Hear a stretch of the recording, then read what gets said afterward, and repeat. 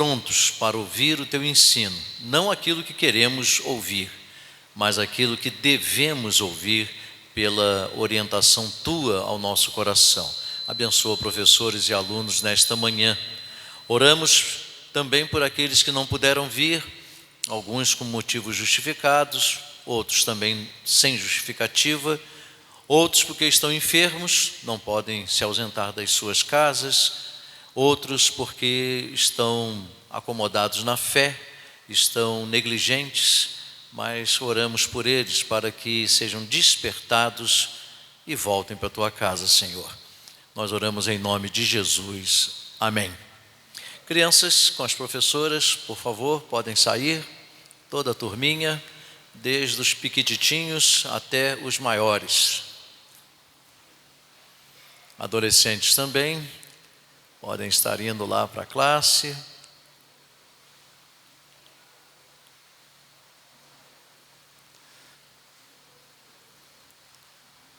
Muito bem. Nosso superintendente estava falando acerca, não é, da revista da Escola Dominical. Então a gente tem mantido para esse ano, pelo menos, né? Ano que vem eu já não sei, já não estarei mais à frente da igreja, não sei como será. Mas até esse ano nós temos mantido assim. Nós fazemos 3 módulos ao longo do ano, em média 4 meses cada um. No primeiro módulo, num dos módulos, a gente aborda o Antigo Testamento, e estamos concluindo hoje, né? Jesus nas festas de Israel, né? Então, hoje estamos concluindo. E depois nós vamos no módulo 2, que o superintendente já falou. Nós teremos então um estudo prático da vida cristã, a identidade do cristão, né? Vivemos tempos difíceis em que o cristão está perdendo a sua identidade na sociedade. Está sendo tudo confundido, está sendo tudo misturado. E de vez em quando a gente até ouve aquela famosa expressão, né? Mas fulano é crente? Mas fazendo o que ele faz? Não faz nada diferente das pessoas que não têm Jesus. Então, que cristianismo é esse? Pois é, de vez em quando a gente ouve isso, né? E também essa ideia, a igreja também está contribuindo para isso, a igreja de Cristo. Muitas igrejas estão se descaracterizando e não tem mais a identidade de igreja de Cristo. Está uma misturada danada, coisas do mundo invadindo a igreja, uma coisa terrível. E o outro módulo, nós sempre estudamos o Novo Testamento. E no último módulo do ano, vamos estar estudando um livro, um tema do Novo Testamento. Então, Antigo Testamento, temas da atualidade e Novo Testamento. É a linha que a gente tem seguido até aqui. Procurem depois a sua revista com o irmão Max, para você poder estar acompanhando. Tem as leituras diárias durante a semana e é muito interessante, não é?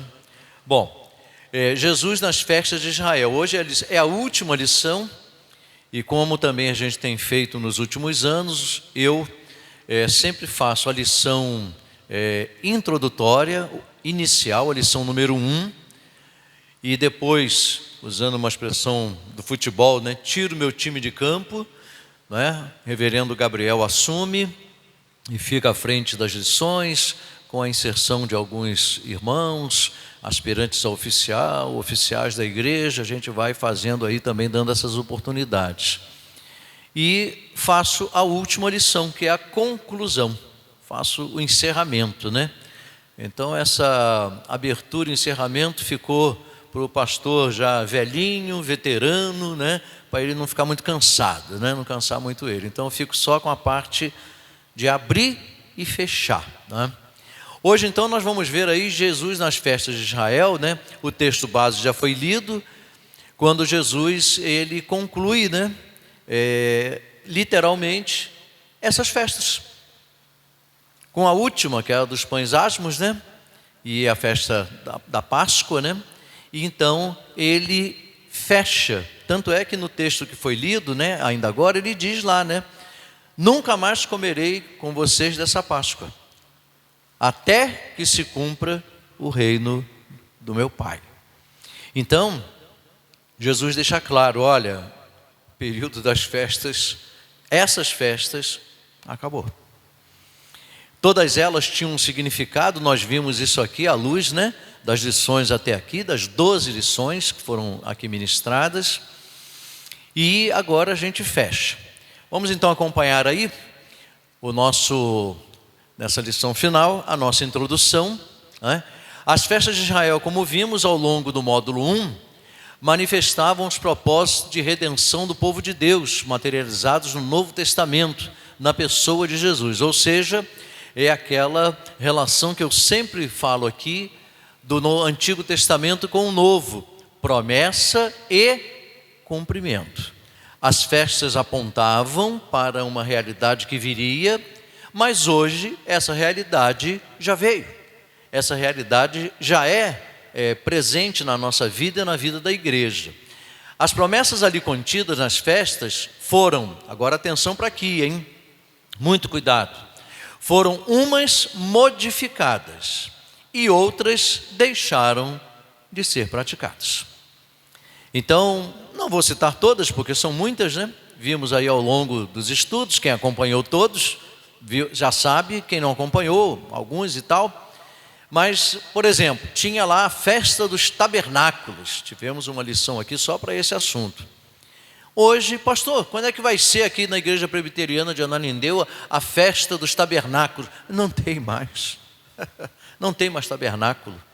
Não existe mais festa de tabernáculo, porque ela tinha uma finalidade lá no Antigo Testamento. Hoje, não há mais necessidade. Quem veio aqui na lição no dia aprendeu por que tinha, por que era comemorada. E interessante que todas as festas de Israel, não foi o povo de Israel que um dia se reuniu e sob a orientação dos seus líderes, né, em várias épocas, né, pensaram assim, olha, nós temos que comemorar isso, nós temos que fazer umas festas aí, nós temos que, não é, buscar fazer uma comemoração especial de determinado... Não. Como é que foi que aconteceu? Essas festas vieram pela orientação de quem? Quem é que lembra? De Deus. Foi Deus que disse, vocês vão fazer a festa dos tabernáculos, vocês vão celebrar a Páscoa, vocês vão fazer a festa disso e festa daquilo. Foi Deus que determinou, vocês vão fazer isso, porque eu quero. Isso é em honra a mim. Eu quero essas festas. Mas depois que Jesus veio, então, muitas festas, praticamente a maioria delas, deixou de ser praticada. É interessante que Jesus, no texto de Lucas, que eu não vou entrar em detalhes, porque é um texto muito conhecido de todos nós, né? No dia da ceia aí, de vez em quando a gente coloca esse texto aí na celebração. E Jesus, reunido com os discípulos, ele celebra aquela que seria a última festa, a Páscoa. A última Páscoa. E ele diz, não vou mais comer com vocês até essa Páscoa, até que se cumpra o reino do meu Pai. Na mesma reunião, ele comeu a Páscoa com os discípulos, e na mesma reunião, ele pega o pão, pega o vinho e mostra, né, que esse pão, ele representa o meu corpo, que será dado por amor de vós, e esse vinho representa o meu cálice, esse cálice representa o meu sangue, que será derramado por amor de vós.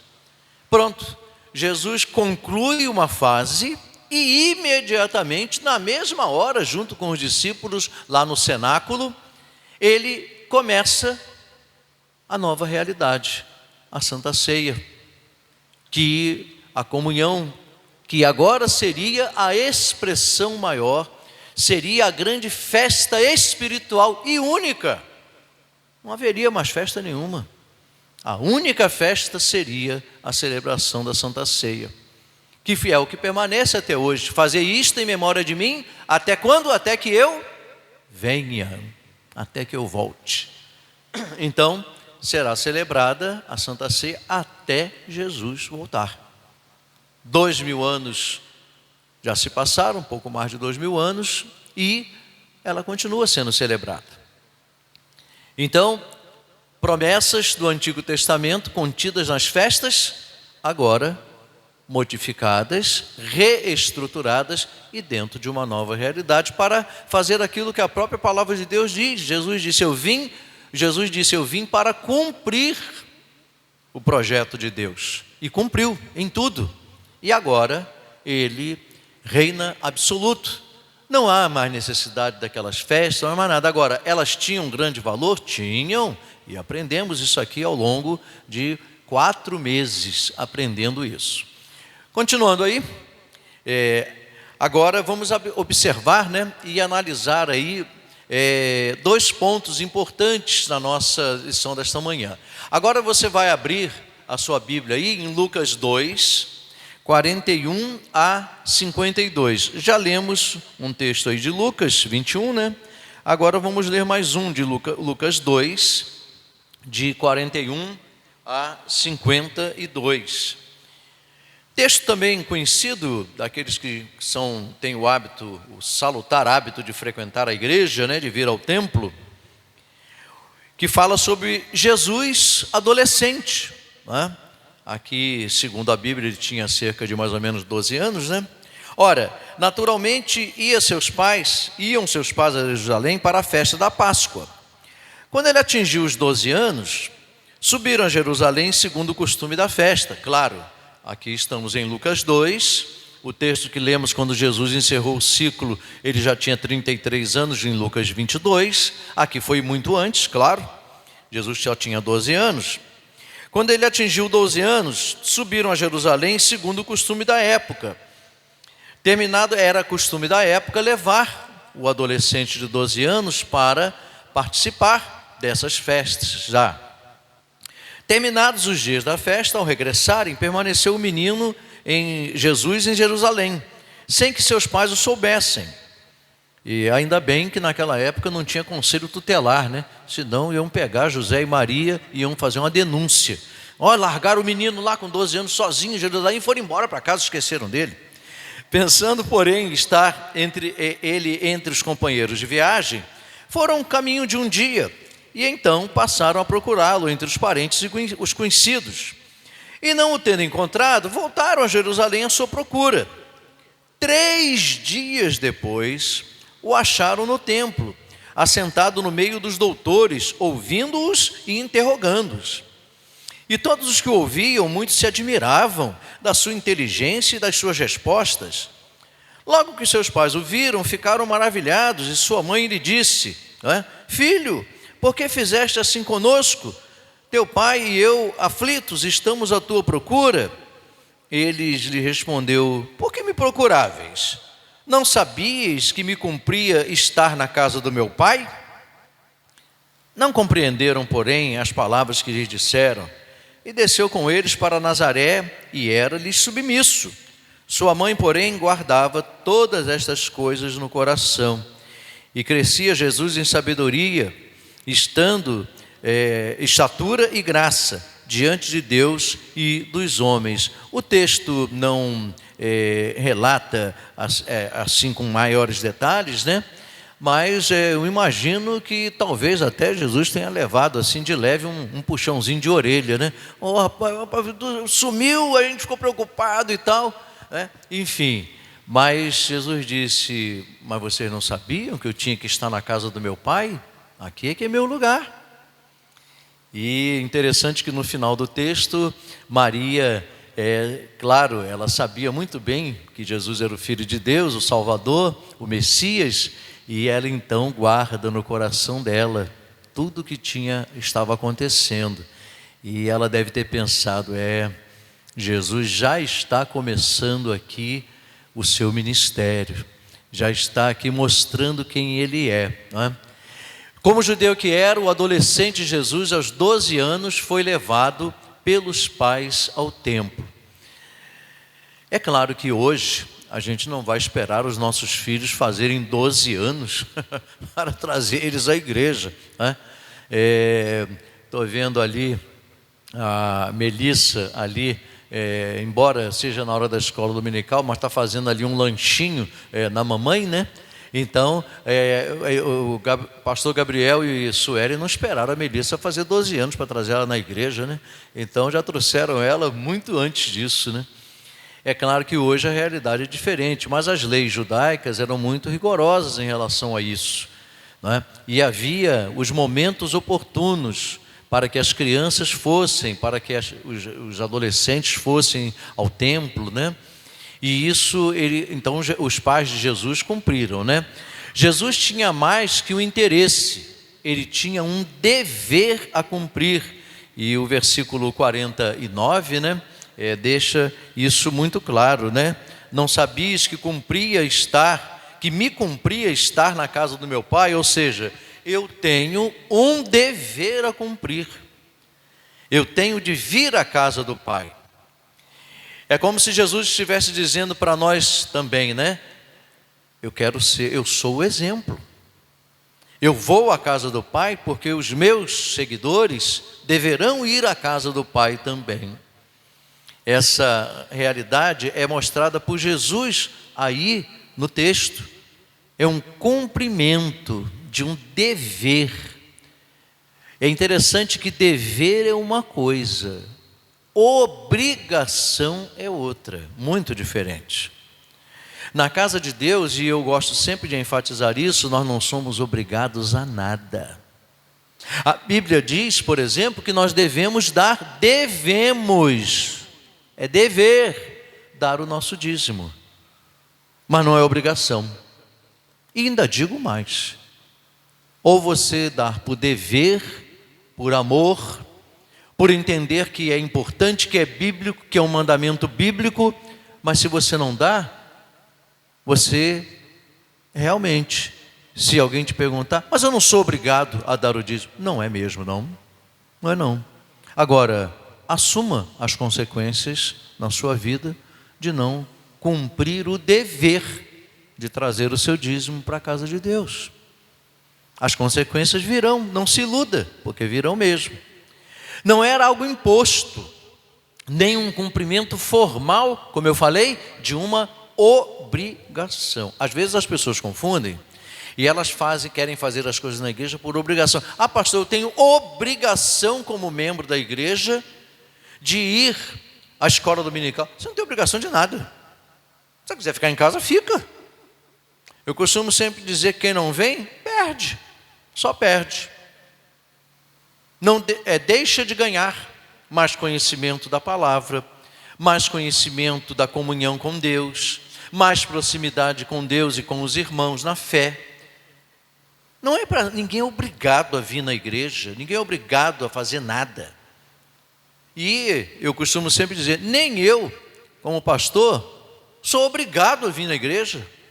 Não, eu venho porque eu amo a obra de Deus, porque eu recebi um chamado um dia, aí sim, eu tenho o dever de vir, mas obrigação, não, ninguém pode ser obrigado a nada. Nós somos livres para tomar as nossas decisões e assumir as consequências da decisão que tomamos naturalmente, não é? Então, é importante pensar nisso aí. Agora, hoje, né, quais seriam essas implicações para a nossa vida, né? Então, por que vir ao templo? Hoje, em tempos de internet, tem essa ideia, essa realidade, e isso é pregado muito, principalmente pelas igrejas neos. Aí tem neos tudo, tem neo de tudo, né? N neos. Que não, templo, igreja, aí é bobagem. Templo é uma construção, né? Tijolo, cimento e tal, areia, telhado, piso. Não, pastor, eu posso seguir a Jesus na minha casa. Eu preciso ser o templo do Espírito Santo, como diz a Bíblia. Está certo, é isso mesmo, a Bíblia diz isso mesmo. Nosso corpo é o templo do Espírito Santo. Então não há mais necessidade da gente estar sempre na igreja, indo na igreja. Não, a gente vai quando der vontade de ir, quando tiver afim. Se o sol não estiver muito quente, se a chuva não estiver muito forte, À noite, se não tiver o jogo do meu time de futebol na televisão para eu assistir, eu vou quando eu quiser. O problema é que o templo, ele tem a sua necessidade. Ele tem a sua razão de existir. Senão, não teria. Para quê? Senão, Jesus teria... Não vai se construir templo nenhum. Nada de templo, não precisa. O templo é o Espírito Santo, está em vocês e pronto, e acabou. Não foi isso que Jesus fez? Não foi isso. Não, ele não mandou fazer isso, não. Em lugar nenhum da Bíblia está escrito isso. Agora, por que isso acontece hoje, né? As pessoas se esquecem que a vinda ao templo é, primeiro, para celebrar a redenção concedida por Deus em Jesus. Gente, a gente vem ao templo, eu gosto muito, né? E hoje em dia, templo nem é mais templo, né? Antigamente, as igrejas tinham escrito assim, templo de oração, templo presbiteriano. Eu conheço bem a história da igreja presbiteriana do Brasil, fotos antigas, né? Era lá, templo presbiteriano, né? Como tem templo da Assembleia de Deus, templo batista. Até a palavra templo, ela está se perdendo no tempo e no espaço, infelizmente. As pessoas vão substituindo a vinda à igreja por N coisas, por N motivos. É tanto motivo, é tanta coisa. Mas não foi esse o exemplo de Cristo, né? O texto disse para a gente, com 12 anos, ele foi levado ao templo e mais. E ele não foi embora logo depois de cumprir, né, aqueles ditames da religião judaica, né, da ida, naquele período, né, de tempo e tal. Não, ele continuou lá. E os pais foram encontrar ele depois lá, conversando com os doutores da lei, fazendo perguntas, tirando dúvidas, né? Respondendo. E diz o texto aqui, né? O pessoal maravilhado. Gente, mas olha as palavras que ele traz, olha o que ele diz, como ele é inteligente, como ele é perspicaz. Gente, mas que menino bacana, 12 anos, mas olha que interesse. Pois é, interesse nas coisas de Deus. E esse interesse, você que é pai, você que é mãe, começa com as crianças ainda pequenas, bem pequenas, muito antes dos 12 anos. É por isso que temos na igreja essa preocupação, não é, com o departamento infantil. É por isso que todo ano temos, no início do ano, um gasto alto para comprar material próprio para as crianças usarem. Não é? Por quê? Porque é o momento do aprendizado, da instrução. E como diz lá em Provérbios, né? Ensina a criança o quê? No caminho que deve andar. E mesmo que for velho, não vai se desviar dele. É porque foi ensinado desde pequena. As crianças têm toda essa orientação. Então, Jesus deixou bem claro, hoje, nós não podemos mudar isso. Jesus foi ao templo. Jesus, Filho de Deus, mas ele fez questão de ir lá. E nós temos que vir também. A vinda à igreja está sendo trocada por tanta coisa, né? As comodidades e facilidades da vida moderna têm afastado as pessoas da casa de Deus. É uma pena. Quantos não poderiam estar aqui nesta manhã, mas não estão? Muitos estão se deixando levar pelo dia a dia da vida, a semana cansativa, trabalhar, estudar, fazer tanta coisa.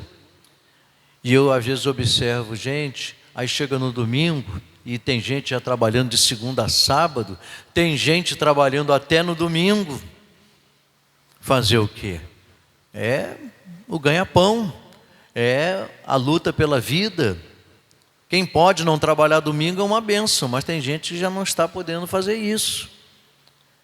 Agora, você trabalhar e estudar de segunda a sábado e chegar talvez, quem sabe, no único dia que você tem disponível para vir à igreja, aí você também não vem. Ah, pastor, estou muito cansado. Ah, pastor, para as mulheres, né, que trabalham fora e trabalham dentro, né? Então, tenho que lavar roupa, tenho que fazer isso, tenho que fazer aquilo, tenho que cuidar da casa. Mas é a casa de Deus.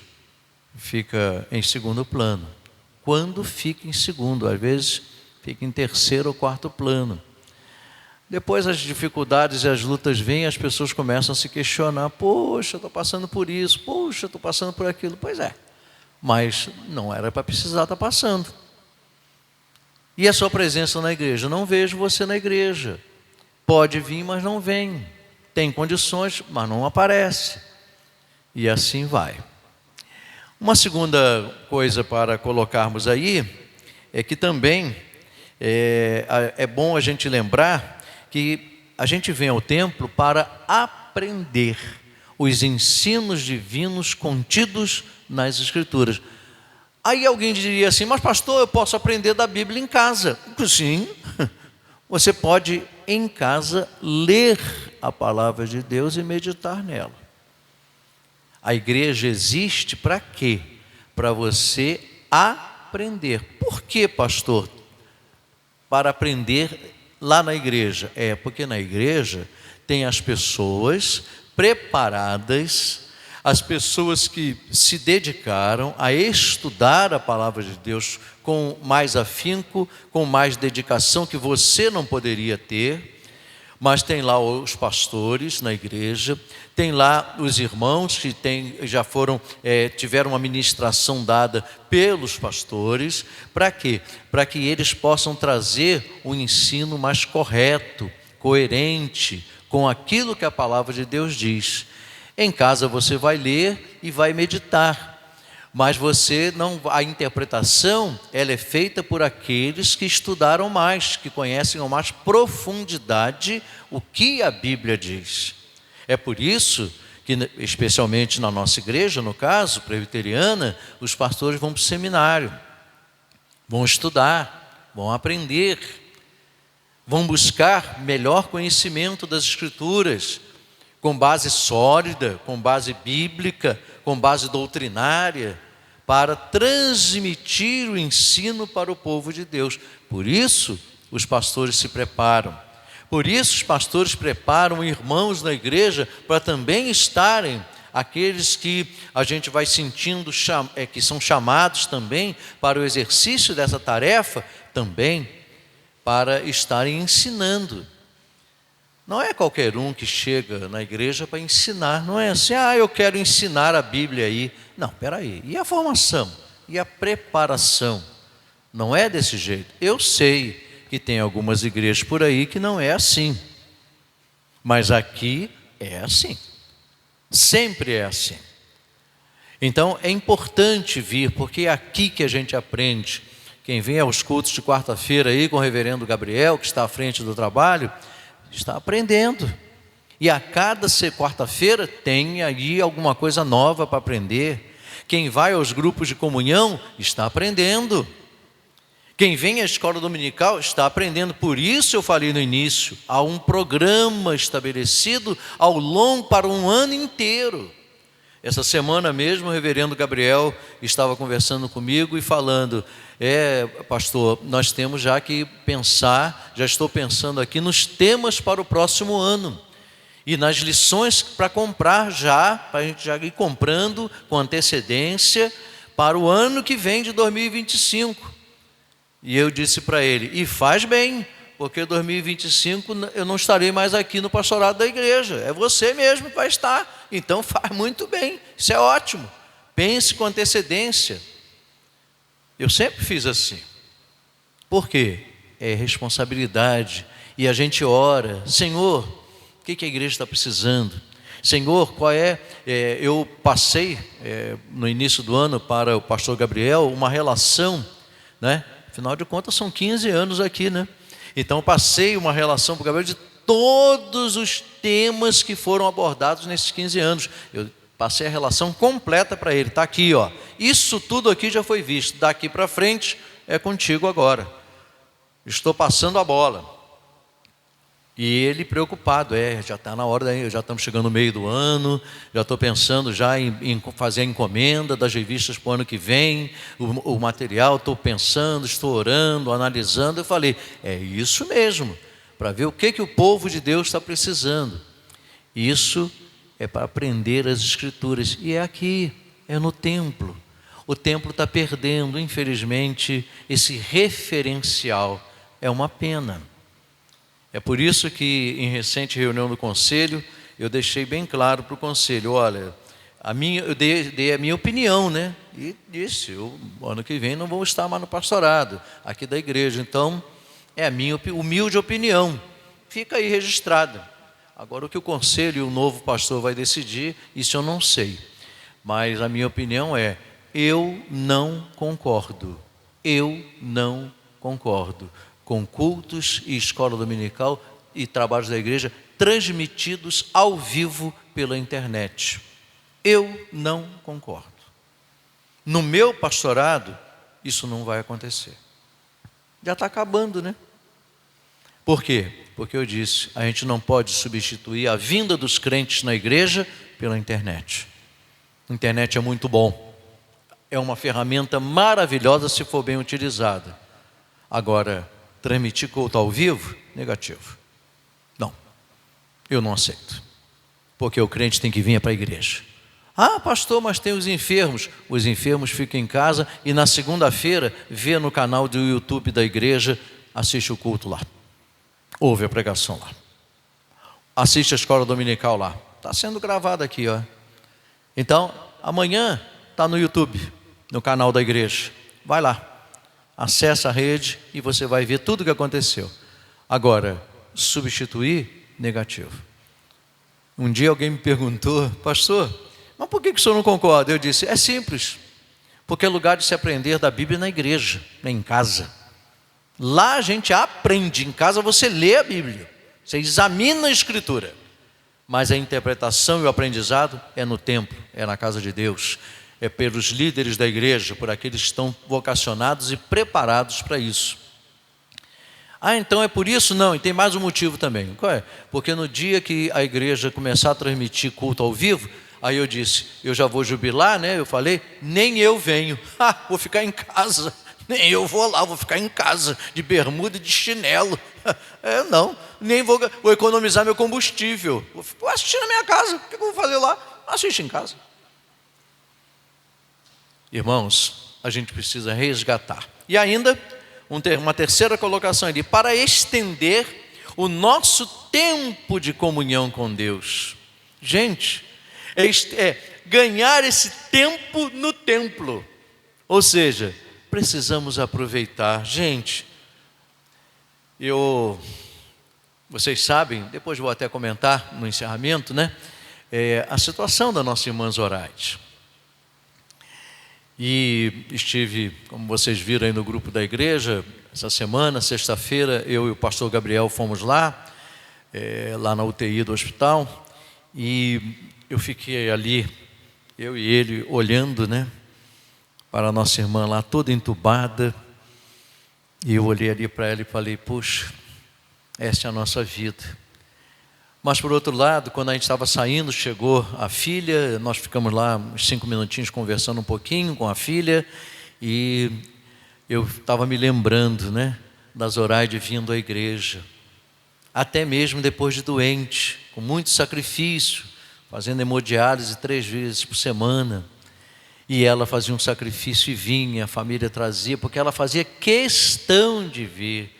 Às vezes eu ficava pensando, meu Deus, será que seria conveniente? Ela está tão fraquinha, e a gente notava ela muito debilitada, mas uma vez o filho falou para mim, pastor, ela não abre mão, ela quer ir para a igreja, eu quero ir para a minha igreja, eu não abro mão, eu quero ir. E eles vinham, traziam, ela ficava sentadinha aí, e eu falei, gente, como o templo é importante, como a vinda à igreja é importante. Eu fiquei pensando, e tem tanta gente cheia de saúde, essa hora mesmo, aí estou em casa, não sei o que estão fazendo. Não tem... Pois não, pastor Gabriel?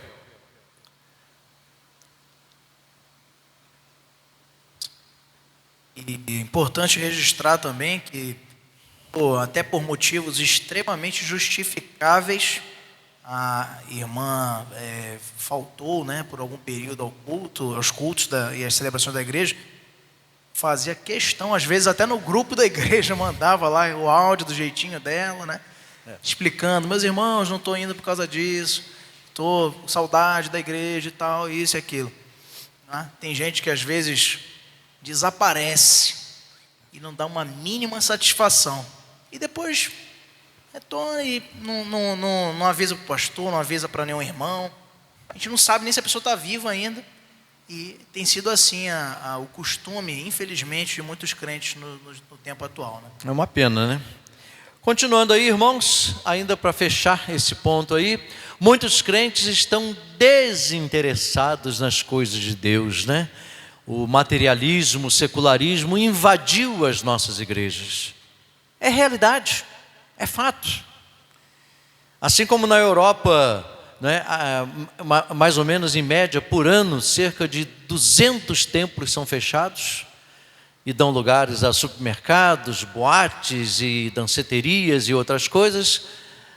As nossas igrejas também estão caminhando para isso. Muitas igrejas estão fechando. Por quê? Ninguém quer ir mais para o templo, ninguém quer ir mais na igreja. Para quê? Bobagem. E olha que hoje não temos mais, passou essa fase, né? As catedrais maravilhosas, não. Mas nós vemos a importância que tem a vinda à igreja, o interesse nas coisas de Deus, a gente que está preocupada sim, com as curiosidades das coisas de Deus, né? As curiosidades da Bíblia, isso todo mundo quer saber, mas ensino da palavra, aprendizado, cada dia mais as pessoas não têm tempo para isso, estão pensando em outras coisas. E ainda mais aí, não são assíduos ao templo, não participam com assiduidade das celebrações. Aí quando a gente senta lá no conselho, né, meus presbíteros, pastor Gabriel, e a gente analisa, quando chega no final do ano, pois é, aquele momento crítico, né, e agora? Líderes para o ano que vem, né? E aí, quem é que a gente vai escolher? Quem é que pode trabalhar nessa área aqui, naquela ali? Aí a gente vai vendo, cada ano que passa vai minguando, e daqui a pouco a gente fica numa situação difícil, complicada, de ter que ficar bolando, mas poxa, mas esse irmão aqui, essa irmã acolá, mas eles já estão envolvidos nesse trabalho aqui, mas nesse aqui eu precisava de outras pessoas, mas não tem, eu não posso. Aí o irmão fulano, não posso, não pode. A gente não sabe quando é que ele está na igreja, quando ele não está. De vez em quando vem, de vez em quando, como o pastor Gabriel falou, de vez em quando some, passa um mês e meio, está doente, está internado no hospital, não, sumiu.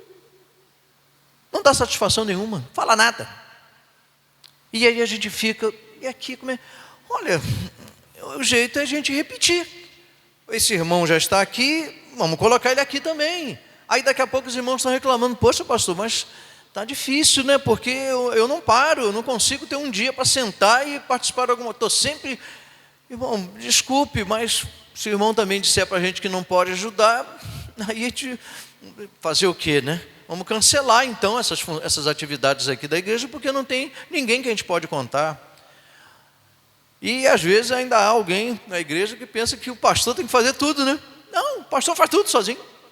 Mas peraí, o pastor não pode ser diácono, o pastor não pode estar no som, o pastor não pode estar dando aula na escola dominical, o pastor não pode estar pregando, o pastor não pode estar cuidando da parte estrutural da igreja, o pastor não pode estar vendo se tem goteira no telhado, o pastor não pode, não dá, tudo. Não tem condição. Mas a gente não tem as pessoas para a gente contar. E numa igreja pequena como a nossa, então, piorou, né? Aí depois vem as surpresas. Agosto agora vai ter surpresa. Vamos começar um novo curso de formação para futuros oficiais da igreja. Os nomes vão ser indicados pelo conselho. Mas não vão aparecer todos os nomes de todos os homens da igreja. Não vão. Sabe por que não vão? Porque a gente sabe que tem gente que não tem a mínima condição. E o irmão falando, não dá, não pode. O conselho não aprova. Mas por quê? A gente não pode contar.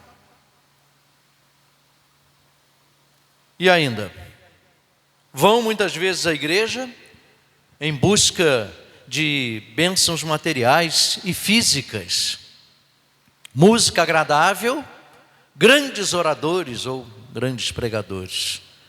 Eu costumo sempre dizer que quem quiser ouvir um grande pregador, não venha na igreja de Ananindeua.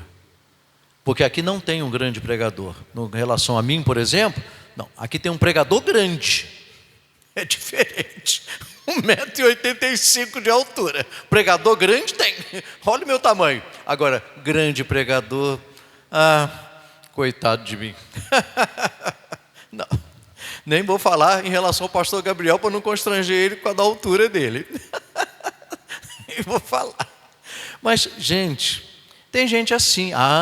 Mas se fosse o Augusto Nicodemos Lopes, eu ia. Se fosse o Hernandes Dias Lopes, eu ia. Mas Augusto Nicodemos está difícil até para trazer ele para pregar aqui no aniversário da igreja. Ele está lá nos Estados Unidos, a passagem é muito cara. Agora já está lá pastoreando uma igreja lá na América do Norte, né? Enfim, é a realidade. E isso pode ser mudado, né? A gente não pode tirar o valor do templo, o valor do ensino da palavra, o valor do estudo da palavra. Não podemos tirar isso. Olha, engraçado, né?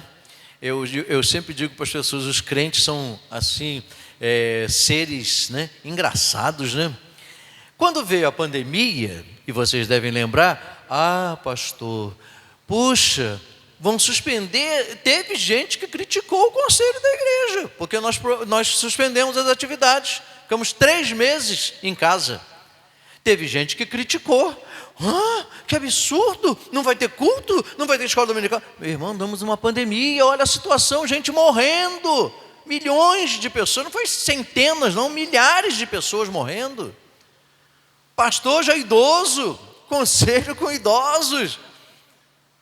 E graças a Deus passamos 2 períodos em 2 anos aí de pandemia, e ninguém da nossa igreja foi chamado à presença de Deus por causa da Covid. Glória a Deus por isso. Ninguém. Passamos batidos, imunes.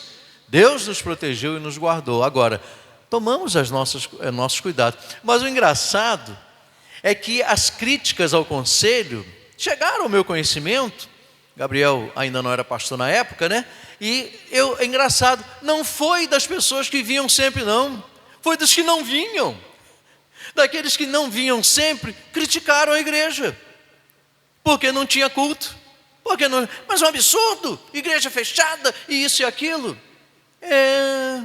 Mas quando ela está aberta sem pandemia, tu não vem. A vontade que dava era dizer isso, né? Mas você não vem. Agora que não tem, está errado, né? Não faz sentido, mas fazer o quê? Muito bem, ponto número 2, o zelo pela casa de Deus. Agora vamos abrir aí, né? João capítulo 2, os versículos de 13 até o versículo 25, João 2, né? Também um texto muito conhecido da Bíblia, né? Quando Jesus purifica o templo. E muitas pessoas, a partir daí, começaram a ver realmente Jesus é o Filho de Deus, né? João 2, de 13 a 25. Estando próxima a Páscoa dos judeus, subiu Jesus para Jerusalém e encontrou no templo os que vendiam bois, ovelhas e pombas e também os cambistas assentados. Tendo feito um azorrague de cordas, um chicote, né? Expulsou todos do templo, bem como as ovelhas e os bois, derramou pelo chão o dinheiro dos cambistas, virou as mesas e disse aos que vendiam as pombas: tirai daqui essas coisas, não façais da casa do meu pai casa de negócio. Lembraram-se os seus discípulos do que está escrito: o zelo da tua casa me consumirá. Perguntaram-lhe, pois, os judeus: que sinal nos mostras para fazeres estas coisas? Jesus lhe respondeu: destruí este santuário, e em 3 dias o reconstruirei. Replicaram os judeus: em 46 anos foi edificado este santuário, e tu em 3 dias o levantarás? Ele, porém, se referia ao santuário do seu corpo. Quando, pois, Jesus ressuscitou dentre os mortos, lembraram-se os seus discípulos de que dissera isto, e creram na Escritura e na palavra de Deus. Estando ele em Jerusalém durante a festa da Páscoa, muitos, vendo os sinais que ele fazia, creram no seu nome. Mas o próprio Jesus não se confiava a eles, porque os conhecia todos. E não precisava de que alguém lhe desse testemunho a respeito do homem, porque ele mesmo sabia o que era a natureza humana. Ou seja, Jesus não se deixava enganar, né? Ele sabia que naquele meio tinha os sinceros, tinha os mentirosos, tinha os falsos, tinha os traidores, tinha de tudo. Aí Jesus olhava para eles, ainda não é a hora de eu me revelar por completo para vocês. É interessante esse texto porque muita gente diz, não, Jesus era bonzinho, Jesus era isso e aquilo. Mas nesse dia aqui, Jesus, como homem verdadeiramente que era, ele passou por uma estrutura e uma realidade própria de homem. Se irou mesmo, e meteu o chicote naquela cambada toda, derrubou tudo, fez uma arruaça lá, segundo o olhar dos judeus, né? Os judeus ficaram horrorizados, mas Jesus disse, isso aqui é a casa do meu pai, isso aqui não é lugar de vendedor, isso aqui não é lugar de comércio. E Jesus foi e mostrou com a atitude dele que a casa de Deus, que o templo de Deus era um lugar importante, era um lugar que deveria ser visto de outra forma, com outros olhares, e não transformando a religião em comércio, como nós vemos hoje, né? Jesus precisava voltar aqui hoje. Quantas bancas de camelões ele ia derrubar.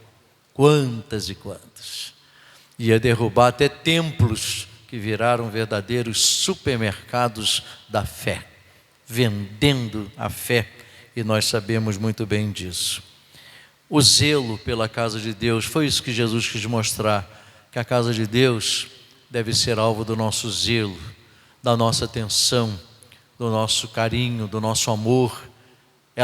O templo tem uma importância, a casa de Deus, muito importante, é claro, porque a casa de Deus está em nós somos edifício de Deus. Lá em Coríntios, Paulo lembra isso, né? Vós sois edifício de Deus, construídos por Deus para serem templo de Deus, mas nós todos juntos, na casa de Deus que aqui está, formamos a participação e a comunhão nesta casa. Vamos ver aí nesse ponto. Primeiro, Jesus realizou a purificação do templo, corrigindo distorções que corrompiam o culto a Deus. Então Jesus fez uma reforma ali, não física, mas espiritual, e dizendo, está tudo errado, a casa de Deus não é para isso. Depois, mas Jesus conhecia a corrupção do coração dos homens, versos 23 a 25, deixa bem claro isso aí no texto, né? Jesus sabia o que se passava no coração dos homens, sabia que muitos iam à casa de Deus, mas os seus corações estavam longe dela, muito longe dela. Depois, zelo total de Jesus pela casa de Deus e pela vida espiritual do povo. Jesus tinha um zelo completo, um zelo integral. Ele queria o zelo para as coisas da casa de Deus e para a vida daqueles que frequentam a casa de Deus, o templo do Senhor. E ainda, as demonstrações de fé precisam se submeter ao exame de Jesus. Por quê? Porque as aparências às vezes enganam. Quem achar aí, 1 Coríntios capítulo 4 e o versículo 5, pode ler para a gente. Quem achar aí, pode fazer a leitura. 1 Coríntios capítulo 4, versículo 5. Fique de pé, se você achar, e leia para a gente. Pronto.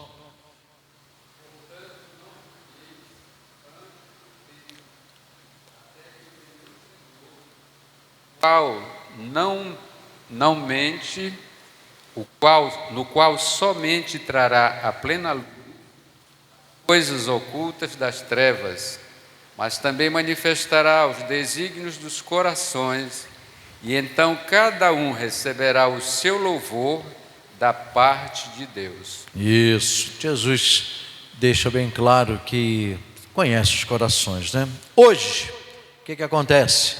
O crescimento do mercado gospel nos preocupa.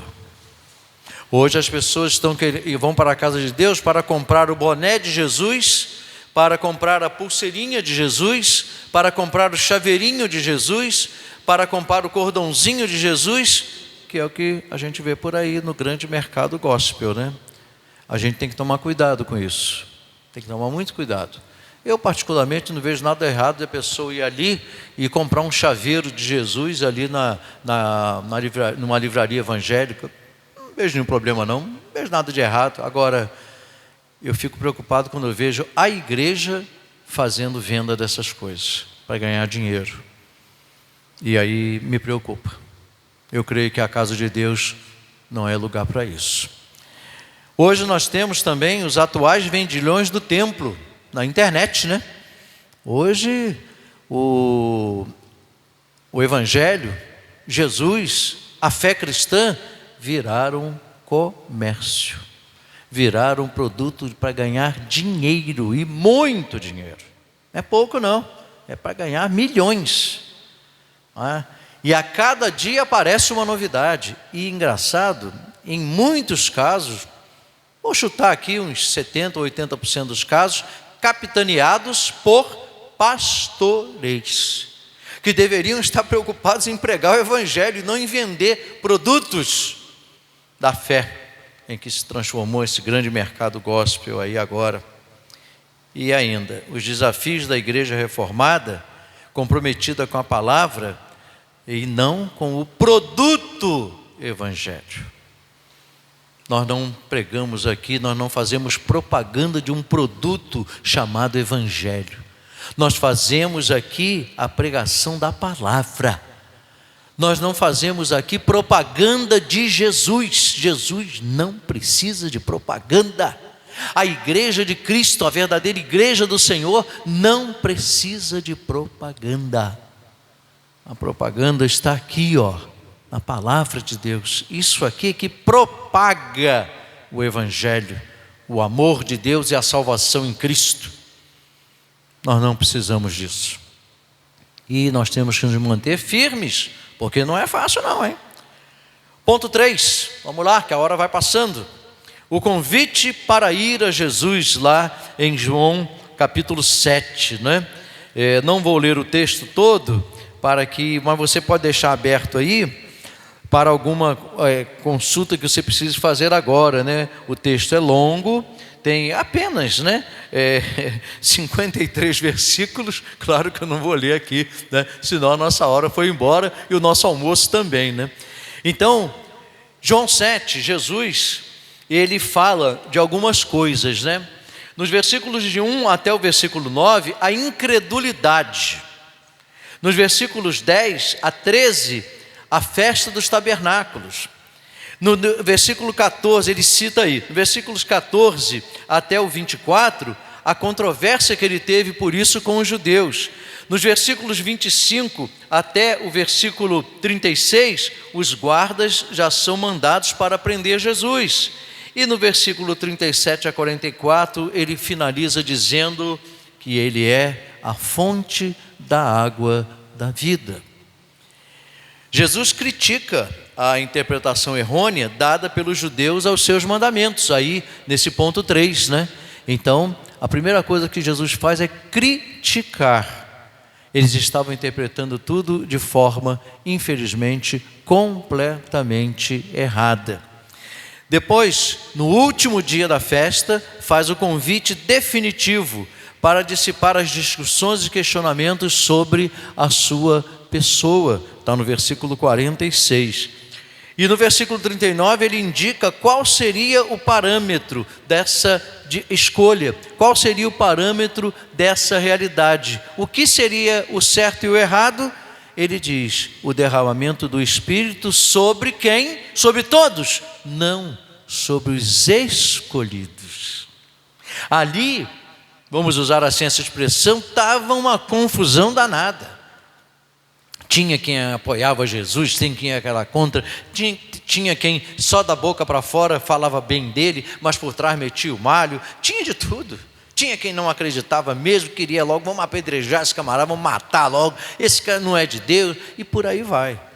Mas aí, lá no versículo 39, ele mostra que um dia virá o derramamento do Espírito, mas sobre os escolhidos, sobre aqueles que estavam ali no meio da multidão e que realmente eram chamados por Deus para essa vida eterna. Não ia ser o derramamento geral para todo mundo, não. Ia ser só para os escolhidos, como depois a gente viu, acabou acontecendo. E hoje, qual é a realidade? O desafio hoje é refletir sobre a precariedade da nossa situação espiritual. A vida espiritual da igreja de Cristo está cada vez mais fraca, mais precária. As pessoas que conhecem a Bíblia superficialmente. As pessoas que de Bíblia sabem muito pouco. Sabem alguns versículos e tal, algumas passagens e acham que está bom. Ou seja, há a ausência do desejo de querer aprender mais. E por que isso acontece? É o seguinte aí agora, ir beber nas fontes humanas ou na fonte da água da vida, beber em Jesus. Quando ele termina aí o capítulo 7 de João, né? E a gente tem aí mais alguns textos que não vai dar tempo da gente ler, Provérbios 16, 25, Salmo 73, 10, 18, 19, Mateus 5, 6 e Mateus 11, 28 e 29. Os irmãos de Jesus não criam nele. Os líderes religiosos queriam matá-lo. O povo estava em confusão e em dúvida sobre a sua missão. Mudou alguma coisa hoje? E a resposta é fácil de dizer: não. Continua a mesma coisa. Tudo aquilo que Jesus relata em João 7, mesma coisa hoje. Mudou nada. Mesma coisa. Tem gente querendo matar Jesus, não crucificado porque ele já foi, mas tentando matar a pregação do Evangelho, tentando obstruir a pregação do Evangelho. Confusão? Um monte. Mas pastor, aquela igreja ali fala isso, aquela ali fala aquilo, aquela outra fala aquilo, a outra ainda fala total, e tem uma lá que fala diferente de todas as outras. Pastor, afinal de contas, qual é o caminho? É a igreja presbiteriana? E eu respondo: não, não é não. Sabe qual é o caminho? É a palavra de Deus, é a Bíblia, ela que é o caminho. Agora, se você me perguntar, e a igreja presbiteriana? Ela faz essas coisas que muitas igrejas fazem? Não, ela prega a palavra. Mas o caminho não é a igreja, não. Não se iluda com isso. O caminho é a Bíblia. O caminho é a palavra de Deus. Não é a igreja e nem muito menos eu. E o ponto 4 e último: comer e beber em memória de Jesus. Aí voltamos ao texto lá de Lucas 22, 7 a 20, né? Que a gente conhece bem. Jesus, ele é o pão da vida. João 6, 35, 36 e 66. O tempo das festas do Antigo Testamento está terminado para a igreja de Cristo. E começa agora o tempo, começou, né? Há 2000 anos, o tempo da redenção. Não estamos mais no tempo de festas do Antigo Testamento. Aquilo passou, acabou. Agora estamos no tempo da redenção. As festas de Israel agora se resumem na celebração da Santa Ceia, no batismo, ou seja, os sacramentos, e entre aspas, são festas espirituais da nova aliança no período da graça. Agora, são as nossas festas. O batismo, a Santa Ceia, são as celebrações dos sacramentos, é a nossa festa agora, espiritual, não é? E a conclusão, irmãos, os evangelhos nos ensinam que Jesus não perdeu a oportunidade de celebrar as festas de Israel no seu tempo, que testemunhavam a obra da redenção. E mais, com isso, aprendemos algumas coisas com ele. Primeiro, a valorizar com nossos atos as obras de Deus em nosso favor. E depois, também buscar uma vida condizente com a realidade que experimentamos, para que possamos estar aprendendo de Deus na nossa vida, e isso é muito importante. Irmãos, essas lições, eu creio, foram muito boas para a vida da igreja. Quando o reverendo Gabriel escolheu todas as lições desse ano. O ano passado já tinha deixado sob a orientação dele: não, você o ano que vem já vai ser o pastor também, você escolhe. Eu achei a escolha perfeita. Falei: olha, maravilhosa essa escolha. E ele falou: olha, rapaz, pai, foi difícil, viu? Porque eu tive que garimpar esses temas, porque está cada dia mais difícil às vezes a gente ver temas coerentes, temas bíblicos, né? E ele falou: eu tive que garimpar, pesquisar muito para escolher essa lição. E eu falei: olha, foi muito oportuna, e a gente agradece a Deus aí pela vida do pastor Gabriel. Foi muito bem escolhida, eu gostei muito, achei muito interessante, muito valiosa para a nossa igreja. Que Deus nos abençoe, que você já esteja aí escolhendo as próximas lições, comprando já a sua próximo módulo, né? A identidade do cristão.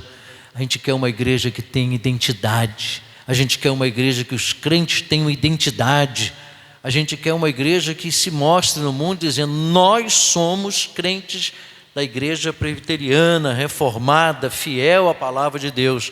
Somos perfeitos? Não. A nossa igreja é a melhor do mundo? Não. E quando alguém me pergunta sobre a igreja presbiteriana, eu digo: a igreja é uma bênção. Pastor, e a igreja de Ananindeua? Ontem mesmo falei isso lá na reunião da Federação de Homens em Benevides, alguém conversando lá depois do trabalho, né? Pastor, e a igreja de Ananindeua? Rapaz, a igreja está uma bênção, a igreja vai muito bem, né? Ela só não está melhor porque eu estou lá ainda. Quando eu sair, vai ficar melhor ainda, com toda certeza. Deus abençoe, irmãos, a todos nós.